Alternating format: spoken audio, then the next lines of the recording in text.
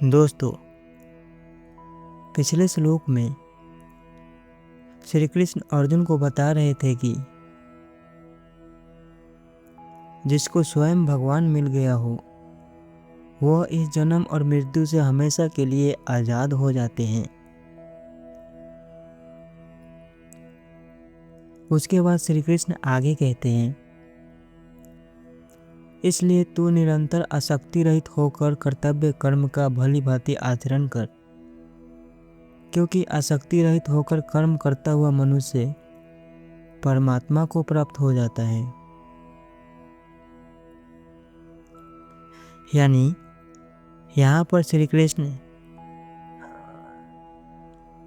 अर्जुन को यह समझा रहे हैं कि तू निरंतर और आसक्ति रहित होकर, यानी तू हमेशा इस सांसारिक मोह माया से बचकर भली भांति सिर्फ कर्तव्य कर्म कर, क्योंकि जो मनुष्य सांसारिक मोह माया से बचकर अपना कर्तव्य यानी अपना कर्म करता है वह परमात्मा यानी सदा के लिए मोक्ष प्राप्त कर लेता है। जो लोग आसक्ति रहित होकर अपना कर्म करते हैं तो वह सक्सेस होते तो हैं ही, साथ ही साथ मोक्ष को भी प्राप्त हो जाते हैं।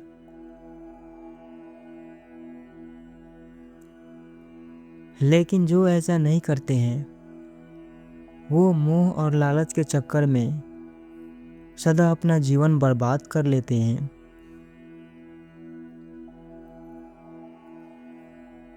हम लोग क्या सिर्फ खाकर जिंदा रहने और फिर मर जाने के लिए पैदा होते हैं?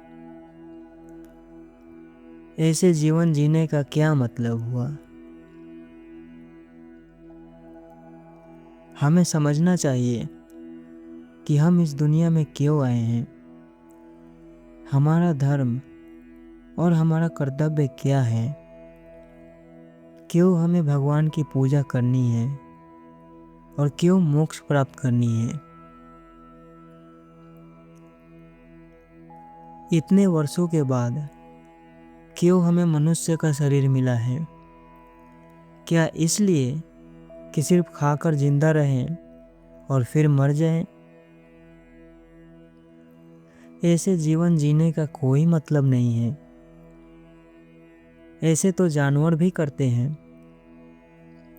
अगर ऐसा ही करते रहे तो जानवर और हम में फर्क ही क्या रह जाएगा? इस संसार में जितने भी जीव हैं उनमें मनुष्य सबसे ऊपर है। यही एक ऐसा जीव है जो सोच सकता है और समझ सकता है।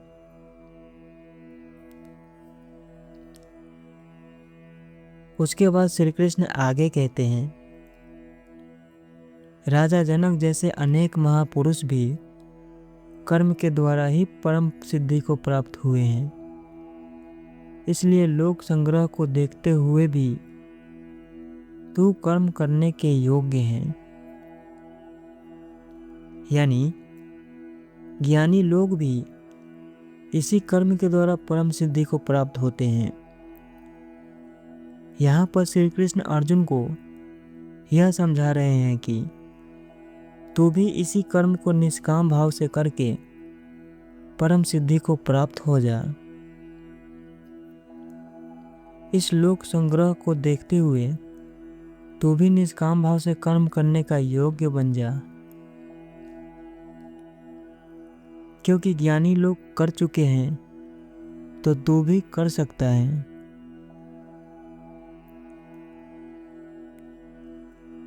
दोस्तों, लोक संग्रह का अर्थ क्या होता है? इसका अर्थ होता है जन कल्याण या समाज का संग्रह, जिसमें स्वार्थ का त्याग करके लोक हित और सामाजिक व्यवस्था बनाए रखने के लिए निस्वार्थ भाव से कर्म किया जाता है। श्री कृष्ण अर्जुन को यह समझा रहे हैं कि ज्ञानी लोग पूरे समाज को अपने स्वार्थ को साइड में रखकर लोग समाज और सामाजिक व्यवस्था के लिए निस्वार्थ भाव से कर्म करते हैं। इसलिए तू भी इसी काम में लग जा। अपने स्वार्थ को छोड़ निष्काम भाव से पूरे समाज के लिए कर्म कर। ऐसा करने से तू भी परम सिद्धि यानी तू भी इस सांसारिक माया से हमेशा के लिए मुक्त हो जाएगा।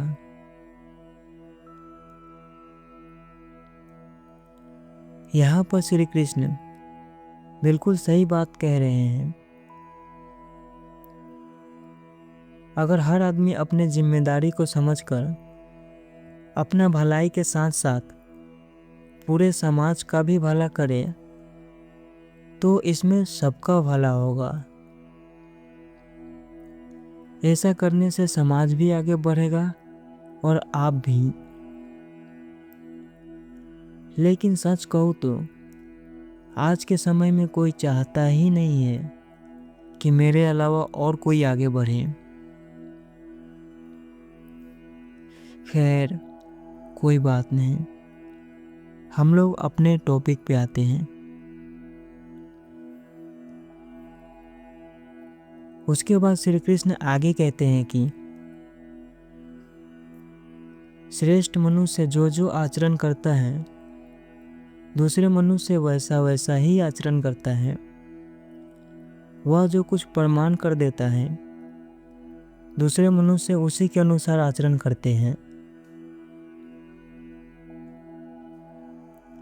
यानी जो लोग अपने जीवन में सक्सेस हो जाते हैं तो वह जैसे जैसे अपना कर्म करते हैं तो उसको देखकर आम आदमी भी वैसा वैसा ही करता है। ये लोग भी उसको देखकर चाहते हैं कि हम भी वैसा ही बने। अगर सक्सेसफुल लोग असंभव काम को संभव कर देते हैं तो आम आदमी यानी उनके फॉलोअर्स भी वैसे ही असंभव काम को संभव करने की कोशिश में लग जाते हैं।